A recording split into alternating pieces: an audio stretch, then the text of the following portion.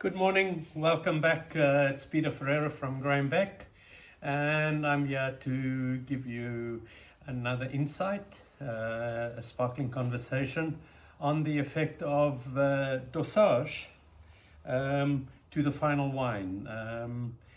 We are using a very special bottling which is specifically made for our 30th Jubilee of this year. It's a Magnum that was specifically blended from various components of Chardonnay, Pinot Noir, and obviously the use of our Perpetual Reserve.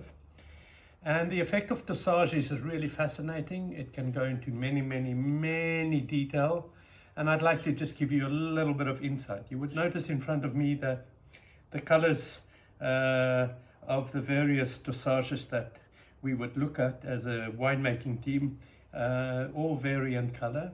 And for this purpose, when one does dosage trials, one would always start with a control.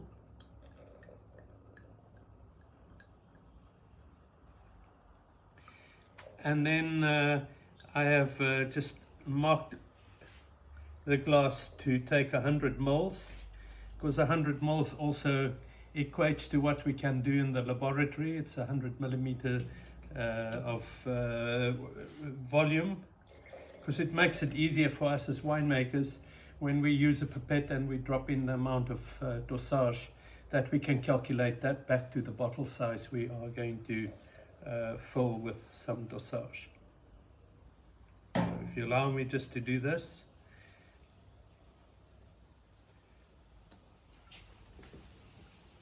They all seem to be perfectly on the mark. And as I mentioned, very exciting. 30 years of Beck in the marketplace has really been a really hallmark for us, and we're extremely excited. And hopefully now, after lockdown, closer towards the middle of the year, we will be able to do some celebrations for our 30th Jubilee. So normally one would start with a control, which is the wine straight off the lees, with no influence of any sugar or anything like that. So it's really looking at the wine naked, no dosage added whatsoever. And that will be the one on the right hand side. And then we will use these different dosages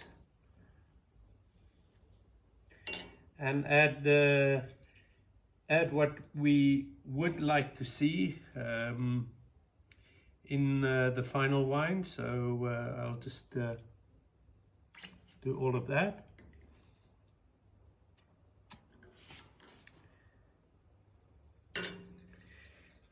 And the very interesting thing about a dosage, the results are fairly instantaneous. The wine, after disgorging, will obviously naturally go through a resting period just for the wine to sort of recover. And but the effect of that dosage, either with sugar or without sugar, or just a small percentage of sugar, will definitely have an influence straight away. So I've now added 1.5 milliliters of dosage into each of these, just to see the effect. Now normally Pierre and I will sit together and we will have these pre-made up, and then we will go through them. So I'm just going to give them a slight swirl just to make sure the dosage is well incorporated. So we start with the non-dosage, or the naked wine as I would call it, and look at what the wine is bringing. Concentrate on the aromatics, and then obviously on the palate. It's extremely important to find whether we need length, whether we need a little bit more maturity, or whatever it is. But by tasting the wine without dosage is the first step. So beautiful, just discoursed a la volée. with the wine in magnum form, obviously it is considered, a magnum is considered to be the best bottle size for maturation on and time on the lees as such. And the wine is still showing beautiful freshness.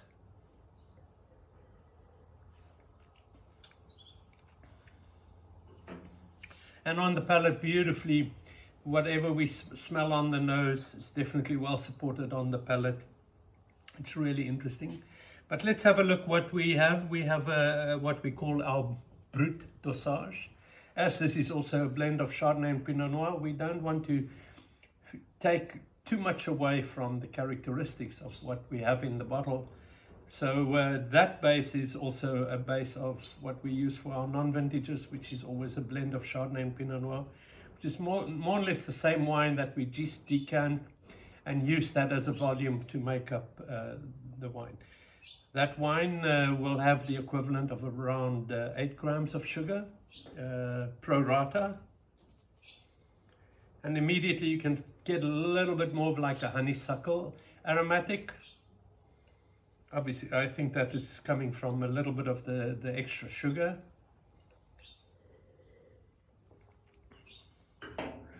Quite a nice, beautiful entry onto the palate. It's quite rewarding, refreshing, but again, slightly confected. And as we are sort of having a DNA for this wine, I guess that is a point of departure for me. I think there's a little bit more confectionery, a little bit more sweetness, and it sort of draws away from the beautiful purity that you would find going back to the control. Secondly, we have our Blanc de Blanc, and our Blanc de Blanc Dosage, obviously used for the 100% Chardonnay blend, is always a beautiful, sort of real pristine, bright component to the Dosage. And hope, you know, with this we can bring freshness of lemons and limes because it is the base from the Blanc de Blanc. Immediately the nose is far more in relation to the wine. Never forget the relationship between the control and sort of the ultimate. As winemakers, most probably Pierre will agree with me, we would love to drink a wine like this, just purely off the lees, with no dosage added. But this is the process, and much brighter. You don't really have that effect of any sugar, much more balanced, much more finesse and elegance that runs through the wine. And then we have our Blanc de Blanc with a touch of sugar. It's only half that, so in relationship we've added maybe 8 grams of sugar here in relation to the amount of sugar in the dosages. We have 0 sugar being added here, and this will equate to around 4.5 grams per liter of residual sugar. Again, brings that a little bit more masculine complexity on the nose. That sugar definitely has an influence. Sugar gives you weight and the broadness on the palate. It's definitely showing on the nose.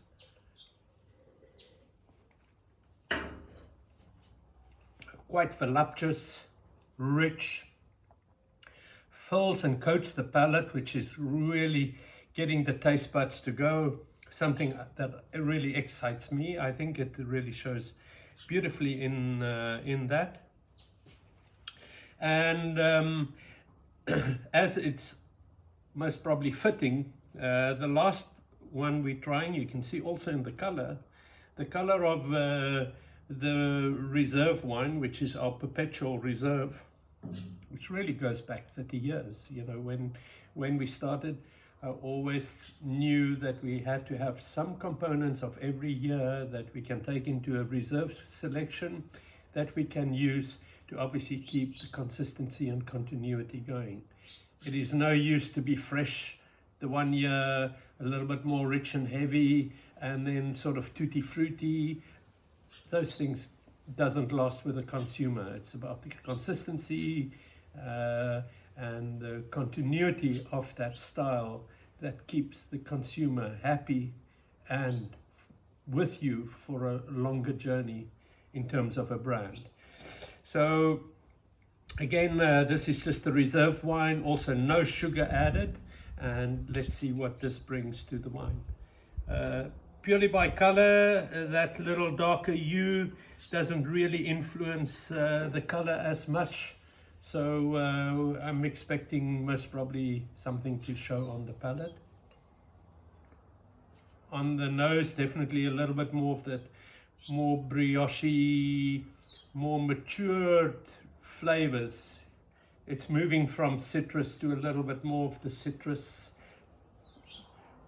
marmalade-y, like you get those citrus peels that was sugared, that type of feeling that I get on the nose.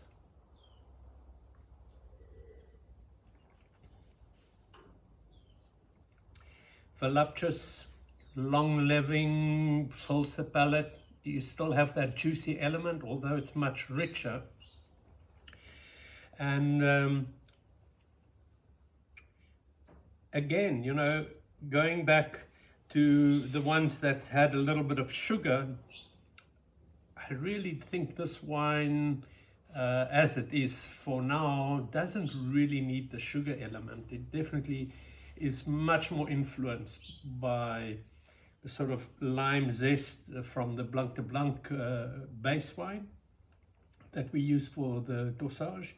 But definitely I think going that little step further, using only the perpetual reserve as a blend, brings all that. You know, older wine intends to bring you complexity, brings you level of creaminess, because the wines are much more matured and older. So I think that is really what could work. So as we get to a stage like this, Pierre and myself will decide on a few trials. Again, we could maybe eliminate one and then start fine-tuning the volume that we require. If we want a slightly richer one, we will obviously use a little bit more milliliters, adding no sugar, but just more of the older wine. And normally a dosage will consist anything from 7 milliliters to 25 milliliters as a final topping. So it really depends on the style of wine, the age of the wine, where you want to be in the market, keeping in mind that if you're going to go into the sweeter styles, you naturally have to grow the volume of your dosage to be able to fit more sugar in the final concentration. So to come back, we will definitely revisit this on an annual basis. It's great to have a magnum because you can very quickly just do another round and find out where the sweet spot lies. Dosage is a little bit like sweet spot, and I also refer to dosage as lipstick and eyeshadow. So we can color in the wine very beautifully.